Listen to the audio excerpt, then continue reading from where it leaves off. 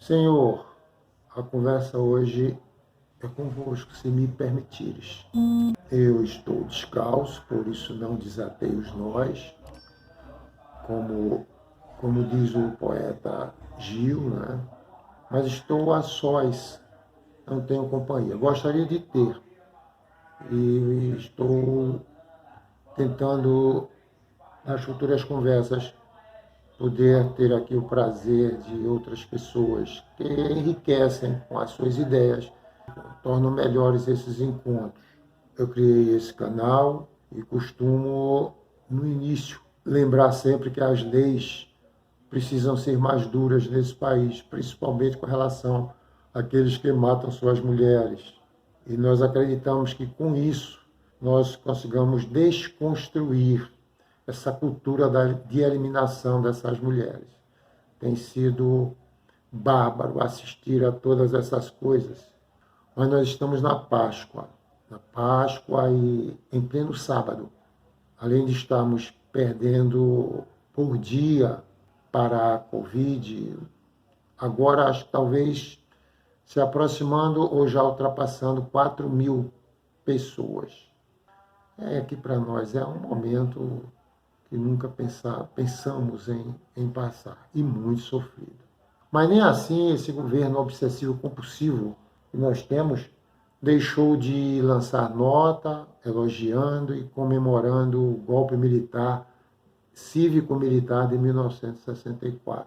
Olha, nenhum país do mundo, vivendo uma democracia, comemora uma ditadura, mesmo porque isso é totalmente coerente. E já é um sinal de loucura, né, de obsessão. Mas esse está fazendo isso. E sempre com o mesmo argumento, desde 2019, né, e foi para livrar o país do comunismo. Nós estamos aqui hoje para provar que isso não existia. Vamos provar relatando fatos e fontes. Por cima de tudo, uma questão de respeito. Sair um pouco dessa mentira em que mergulhou esse país. O senhor lembra do jornalista que foi arrancado de casa para dar um depoimento e morreu na tortura. Deixou 2 filhos pequenos. Eu acho que nem 10 anos eles tinham. Um jornalista respeitável e que não tinha nem envolvimento com movimentos armados. A única coisa que ele fazia era, pela liberdade, reivindicar a democracia, a volta da democracia. Afinal, já fazia em torno de 8 anos, 9 anos, que havia sido implantado o regime militar, o país não havia sido devolvido ainda para o poder civil. E lembra também daquela menina de aparência frágil, aos 25, 26 anos, que foi morta na tortura e da maneira mais bárbara possível, que é aquele instrumento que é colocado na cabeça e o sujeito vai apertando o crânio. Mesmo com tudo isso, ainda continuam a fazer algo que já havia sido resolvido lá atrás. As comemorações que foram levadas a cabo nas ruas, essas não preocupam muito, porque 20 aqui, 30 ali, 99 acolá. São gatos pingados, ainda bem. E nas redes sociais o assunto tomou menos de 20%. Porque nós sabemos que o restante é contra, porque nenhuma ditadura é benéfica, de nenhuma forma. Mas mesmo assim o que choca também é que sem mulheres comemorando, mulheres falando em ditadura. Quando isso não é da natureza, é a falta de conhecimento histórico. Porque quando elas fazem isso, de um modo geral, é um desrespeito às vítimas. Mas quando a mulher particularmente faz isso, ela está ultrajando as outras mulheres que foram estupradas, assassinadas, principalmente na tortura. E é isso que nos deixa indignados. Mas, Senhor, nós vamos relatar os fatos, porque o Senhor enviou para cá um cara com a tarefa de tirar esse Brasil do atraso. Chamava-se João Belchior Marques Goulart. João Goulart, ou conhecido como Jango. E ele veio e realmente começou a fazer isso. Quando ele assumiu o poder, o governo, em agosto de 1961, por renúncia do presidente Jânio Quadros, ele deixou claro que iria fazer as reformas de base, que eram aquelas reformas na educação, reforma agrária no campo, reforma tributária e reforma bancária, além de estatização de várias empresas. O João Goulart, além disso, ele dava força, incentivava a formação de sindicatos, tanto rurais quanto urbanos, e também apoiou a criação das ligas camponesas, juntamente com Miguel Arraes, que era governador de Pernambuco na época. Os camponeses viviam praticamente vivendo em regime feudal. Daí todo esse atraso, né, que vivia o país. Isso ocorre desde lá de 1930, 40, mas nós estamos falando pelo tempo a partir de 64, Senhor.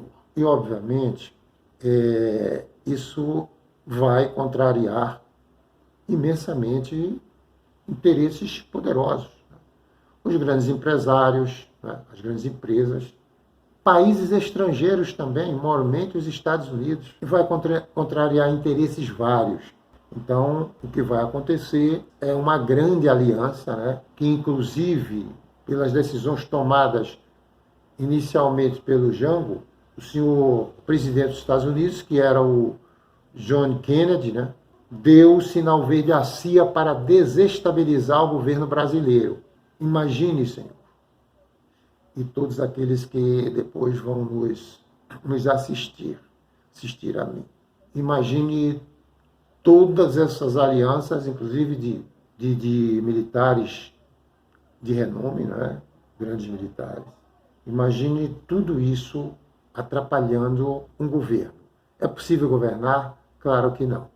Além disso, havia os sabotadores, né? Que eram espiões militares, civis, infiltrados para incentivar e agitar o meio sindical e o povo brasileiro. Essas sabotagens, evidentemente, mais que tudo, atrapalharam o dia a dia do país. Ainda havia um embaixador americano no Brasil, chamava-se Lincoln Gordon, e ele era um sujeito paranoico, né? Então ele colocou na cabeça, de acordo com a visão e os estudos que ele fez, que o João Goulart iria entregar o país à China. O Brasil seria uma república da China. Isso ele levou para o presidente, né, e depois que o presidente foi assassinado, o presidente Kennedy foi assassinado em novembro de 1963, ele continuou a fazer o mesmo trabalho com o Lyndon Johnson, que foi quem assumiu a presidência dos Estados Unidos.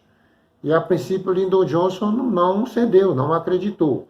Mas depois, o Lyndon Johnson também deu sinal verde para a desestabilização, para a continuação da desestabilização do governo brasileiro, assim como ofereceu equipamentos e um porta-aviões para auxiliar no dia do golpe, caso precisasse. Havia um porta-aviões nas costas brasileiras e forças militares americanas aguardando para entrar em ação se houvesse resistência do governo brasileiro. Houve ainda a criação de institutos como o Instituto de Ação Democrática, o Instituto Brasileiro de Ação Democrática, que é o IBAD, e o IPES, que é o Instituto de Pesquisas Econômicas e Sociais, se eu não me engano. Isso aí, o IPES congregou, então, a maioria desses conspiradores, empresas estrangeiras, militares brasileiros, grandes empresários brasileiros, jornalista, a imprensa e por aí vai, a fazer uma campanha de que nós precisamos nos livrar do comunismo.